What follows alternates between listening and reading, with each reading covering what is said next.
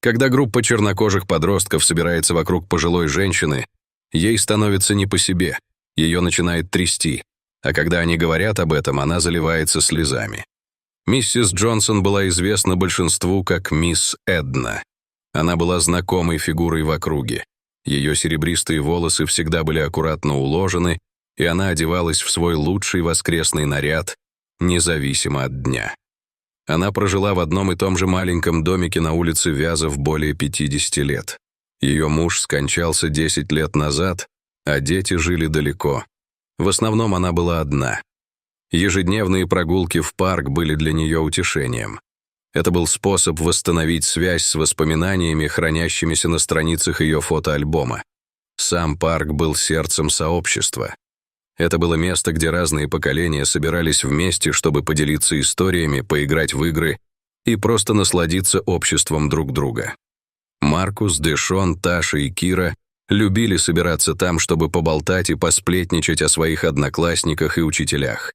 И именно здесь, под сенью старых дубов, среди смеха и болтовни местных жителей, миссис Джонсон обнаружила, что ищет утешение в своем фотоальбоме.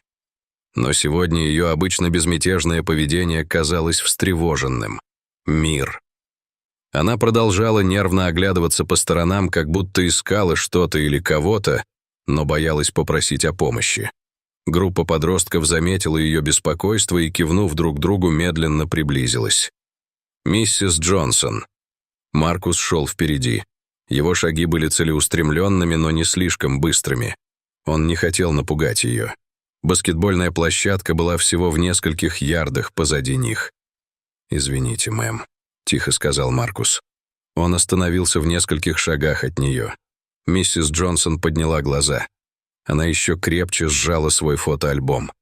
«Что вы хотите?» — спросила она дрожащим голосом. В ее глазах был очевиден страх. «Мы просто хотели узнать, не нужна ли вам какая-нибудь помощь», — сказал Маркус. Он слегка поднял руку в успокаивающем жесте. «Вы казались немного растерянной». Таша добавила, что они пришли не для того, чтобы беспокоить ее или что-то в этом роде, они просто подумали, что ей может понадобиться помощь. Она широко улыбнулась, пытаясь успокоить пожилую женщину, но страх миссис Джонсон только усилился. «Мне ничего от тебя не нужно», — сказала она. Она отступила на шаг, и ее глаза забегали по сторонам, как будто она искала путь к отступлению. «Пожалуйста, просто оставь меня в покое». Дэшон заметил ее огорчение.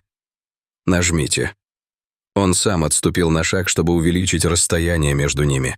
Он извинился за то, что напугал ее, и сказал, что они этого не хотели. Кира держала свой альбом для рисования и спокойно наблюдала. Она заметила напряжение в позе миссис Джонсон, то, как она, защищаясь, ссутулила плечи. Миссис Джонсон сделала еще шаг назад. Она чуть не споткнулась. Маркус быстро придвинулся, чтобы поддержать ее, но она вздрогнула от его движения. «Пожалуйста, не прикасайтесь ко мне», — сказала она. Маркус замер. Его руки все еще были подняты. Он снова извинился и повторил, что они просто хотели помочь. На мгновение воцарилось молчание. В воздухе повисло непонимание. Страх миссис Джонсон был очевиден, а беспокойство подростка — искренним. И все же они застряли в круговороте непонимания. Таша почувствовала необходимость в другом подходе. Она осторожно потянула Маркуса за рукав и предложила оставить миссис Джонсон в покое. «Мы будем вон там», — сказал Маркус, указывая на ближайшую скамейку. «Если вам что-нибудь понадобится, мы будем прямо здесь». Они медленно отошли, чтобы дать миссис Джонсон пространство, в котором она нуждалась. Она настороженно наблюдала за ними. Ее тело оставалось напряженным, но она не двинулась с места, чтобы покинуть парк. Подростки сели на скамейку на почтительном расстоянии и стали ждать. Через несколько минут Маркус заметил, что миссис Джонсон не сдвинулась с места. Она стояла, сжимая в руках свой фотоальбом, все еще выглядя потерянной и неуверенной. Он обменялся взглядом со своими друзьями, молча прося их поддержки. Они все кивнули. Маркус снова встал. Он глубоко вздохнул и снова подошел к ней. Больше. На этот раз он остановился еще дальше. «Я знаю. Мы напугали тебя», — сказал он. «И я действительно сожалею об этом. Мы просто хотим убедиться, что с вами все в порядке». Взгляд миссис Джонсон немного смягчился, но она оставалась настороженной. Она спросила, почему их это волнует. «Потому что вы часть этого сообщества», — сказал Дэшон со скамейки запасных. Его голос был добрым и ровным. «Мы здесь заботимся друг о друге», — вмешалась Таша. Она сказала, что они часто видели здесь пожилую женщину и всегда с фотоальбомом. Они просто хотели убедиться, что с ней все в порядке. Миссис Джонсон немного ослабила хватку с альбомом. «Я просто кое-что ищу», — сказала она. «Это фотография. Она очень важна для меня». Кира тихо рисовала. Она предложила, чтобы они помогли ей найти это. И добавила, что у них неплохо получается находить нужные вещи. Миссис Джонсон посмотрела на рисунок Киры, затем на рисунок подростка. Ее глаза наполнились слезами, но на этот раз это были слезы благодарности, а не страха. «Я не знаю, сможете ли вы помочь», — тихо сказала она, «но я ценю ваше предложение». Подростки уселись на скамейку рядом с миссис Джонсон, держась на почтительном расстоянии, чтобы дать ей пространство. Миссис Джонсон посмотрела на подростков. Она сжала в руках свой фотоальбом, и ее пальцы пробежались по краям потертой кожаной обложки. «Это всего лишь старая фотография», — сказала она, «но она так много значит для меня». Таша слегка наклонилась вперед и спросила, что это за фотография. Миссис Джонсон заколебалась. «Это». Затем она медленно открыла альбом. Страницы были заполнены черно-белыми фотографиями, каждая из которых была тщательно сохранена. Она остановилась на пустом месте. На пожелтевшей бумаге четко выделялись очертания пропавшей фотографии. «Это наша с мужем фотография в день свадьбы», — сказала она. «Это единственная копия, которая у меня есть?» Кира спросила, когда она видела ее в последний раз. Миссис Джонсон на мгновение задумалась. «На прошлой неделе я показывала альбом подруге», — сказала она. «Должно быть, я его где-то обронила. Я искала его повсюду, но не могу найти». Дэшон успокаивающе положил руку ей на плечо. Он сказал, что они помогут ей найти это, и, если понадобится, обыщут весь парк. Уголки губ миссис Дэшон тронула легкая улыбка. «Рот Джонсона. Он был замечательным человеком», — сказала она. «Мы познакомились, когда были еще подростками, не намного старше вас всех. Он был любовью всей моей жизни». Пока миссис Джонсон говорила, подростки внимательно слушали. Она поделилась историями об их ухаживаниях, дне свадьбы и многих годах, которые они провели вместе. Каждая история была об их любви и жизни, которую они построили. Почувствовал. Подростки оказались втянутыми в ее воспоминания. Они почувствовали тяжесть ее одиночества и важность фотоальбома. Взгляд Таши смягчился от сочувствия. Она сказала миссис Джонсон, что больше не одинока, что теперь они ее друзья, и что они найдут фотографию и все остальное, что ей нужно. Маркус встал. «Давайте начнем поиски», — сказал он. «Мы разделимся и пройдем как можно дальше». Подростки принялись за дело. Маркус взял на себя руководство и организовал их поиски. Дэшон проверит игровую площадку, а Таша — баскетбольную площадку и парковку. Кира сосредоточится на скамейках и пешеходных дорожках. Они кивнули и разошлись. Миссис Джонсон смотрела им вслед. Она сжала в руках фотоальбом и молча помолилась, чтобы они нашли пропавшую фотографию. Когда она сидела на скамейке в одиночестве, на нее нахлынули воспоминания о дне ее свадьбы. Радость от того, что она вышла замуж за своего любимого, смех и слезы, которые она разделяла с семьей и друзьями, а также данные и сдержанные обещания. Эта фотография запечатлела все это. Потеряв его, она почувствовала, что теряет его снова. Вдалеке подростки прочесывали парк. Они спрашивали посетителей, видели ли они фотографию. Они заглянули под скамейки, в кусты и вдоль дорожек. Час спустя они снова собрались у скамейки. Лица у них были мрачные. Маркус подошел к миссис Джонсон и покачал головой.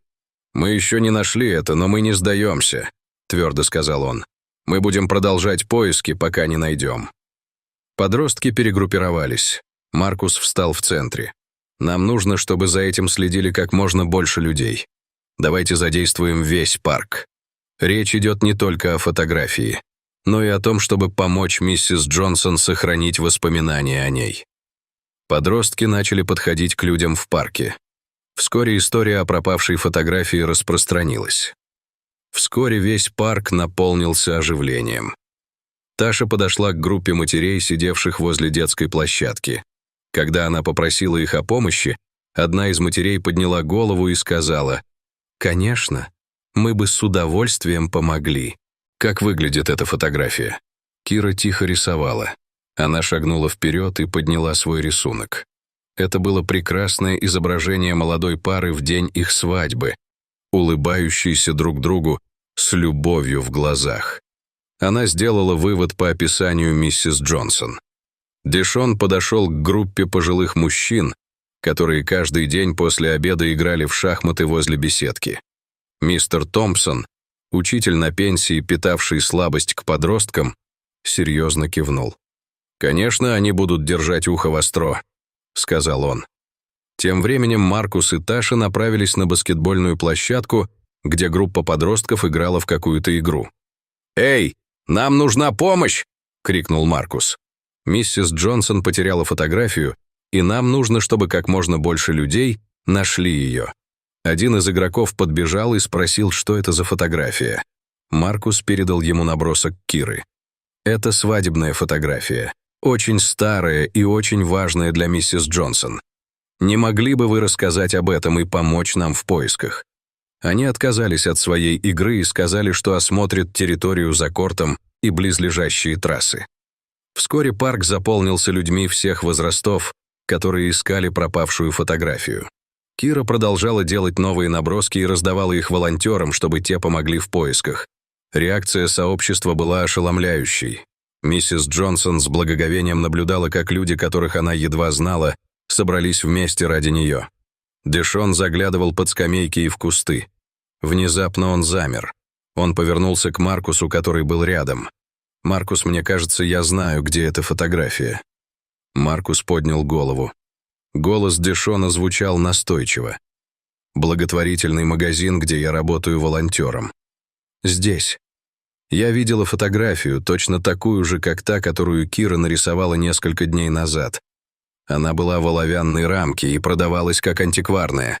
В то время я не придал этому особого значения. Но, возможно, это дом миссис Джонсон». Они быстро собрали Ташу и Киру и, объяснив ситуацию, поспешили к благотворительному магазину в нескольких кварталах отсюда. Они ворвались в дверь. Над ней отчаянно зазвонил колокольчик. «Мистер Льюис!» Дэшон окликнул пожилого владельца магазина. Тот с удивлением выглянул из-за прилавка. «Нам нужна ваша помощь. К вам недавно поступали свадебные фотографии». Мистер Льюис поправил очки и подошел к стопке фотографий в рамках, прислоненных к стене. Он сказал, что получил одну из них ранее на этой неделе. Подростки, затаив дыхание, наблюдали, как мистер Льюис просматривает стопку. Наконец он вытащил фотографию в рамке. Сердце Дэшона упало. Это была не та фотография. Он покачал головой. «Нет, это не то. Та, которую я увидел, была другой. Вы помните еще одну фотографию?» Лицо мистера Льюиса просветлело, когда он узнал ее. Он сказал, что да, была еще одна. Это была прекрасная черно-белая фотография пары в день их свадьбы. Но она была продана ранее в тот же день. Джентльмен зашел в магазин и купил его прямо с полки. Дэшон сжал кулаки. «Мы не можем сдаваться. Может быть, он вернется. Или мы можем оставить сообщение здесь, на случай, если он свяжется с магазином». Подростки вернулись в парк, и хотя фотография ускользнула у них из рук, их решимость найти ее разгорелась ярче, чем когда-либо. Работа сообщества только началась, и они были готовы довести ее до конца. Когда подростки и миссис Джонсон сели рядом, к ним приблизился человек.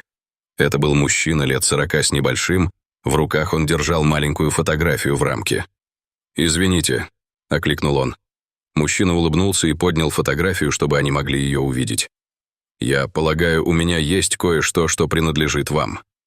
Миссис Джонсон ахнула. Мужчина кивнул и подошел ближе. «Я купил эту фотографию в благотворительном магазине сегодня утром. Когда я увидел ее, я понял, что это важно. Я не мог уйти без нее. Что-то подсказало мне, что она принадлежала кому-то особенному». Он протянул фотографию миссис Джонсон. Ее глаза наполнились слезами, когда она посмотрела на фотографию, на которой они с мужем были запечатлены в день свадьбы. Маркус всегда быстро сопоставлял факты. Он с любопытством посмотрел на мужчину. Он спросил, почему мужчина считает это таким важным. Мужчина тепло улыбнулся. «Меня зовут Дэвид», — сказал он.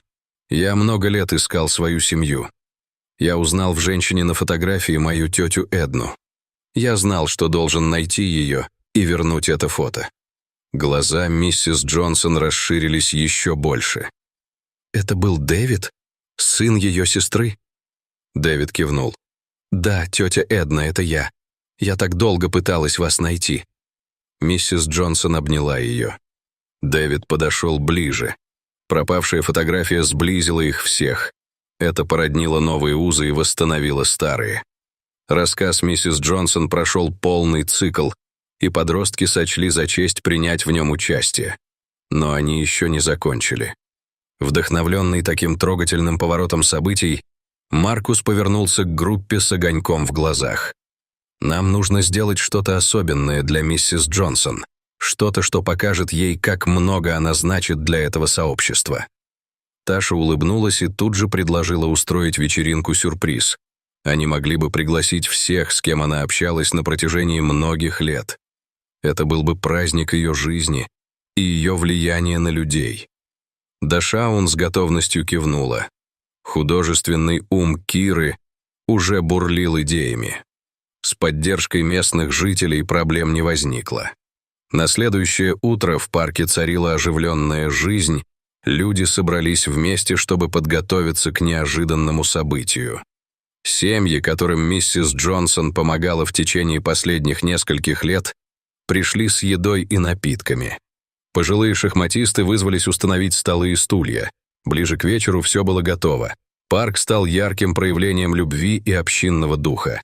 Маркус собрал группу для последней проверки. Итак, все в порядке. Миссис Джонсон и Дэвид скоро будут здесь. Давайте убедимся, что все идеально. Толпа закивала. Они заняли свои позиции, готовые преподнести сюрприз. Маркус следил за входом и ждал, когда они появятся. Когда миссис Джонсон и Дэвид вошли в парк, их проводил сосед, который был в курсе их плана. Толпа разразилась радостными возгласами и аплодисментами. «Сюрприз, миссис Джонсон!» — хором воскликнули они. Маркус выступил вперед и заговорил от имени группы. «Миссис Джонсон, это для вас.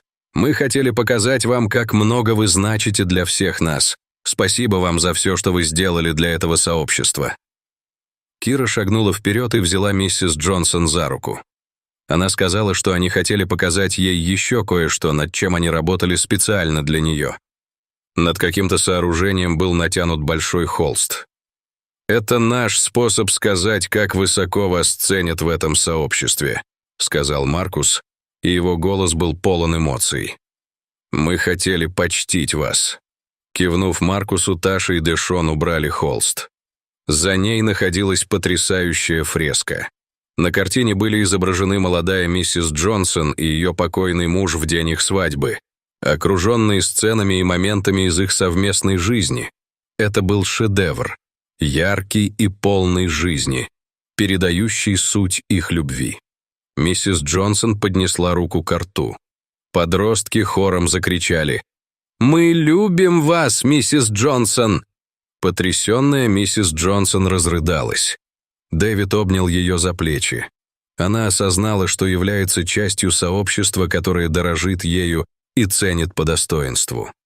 Когда солнце село, она подумала о фреске, изображающей ее и ее покойного мужа в качестве неприходящего наследия. Подростки с гордостью наблюдали за происходящим.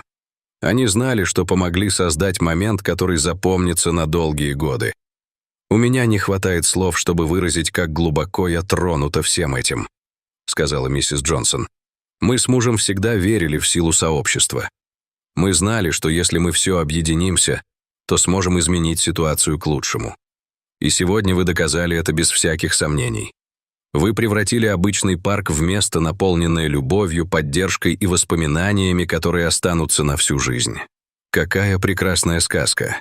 У вас есть история о недопонимании, которая стала прекрасным проявлением любви и духа товарищества. Расскажите нам об этом в комментариях.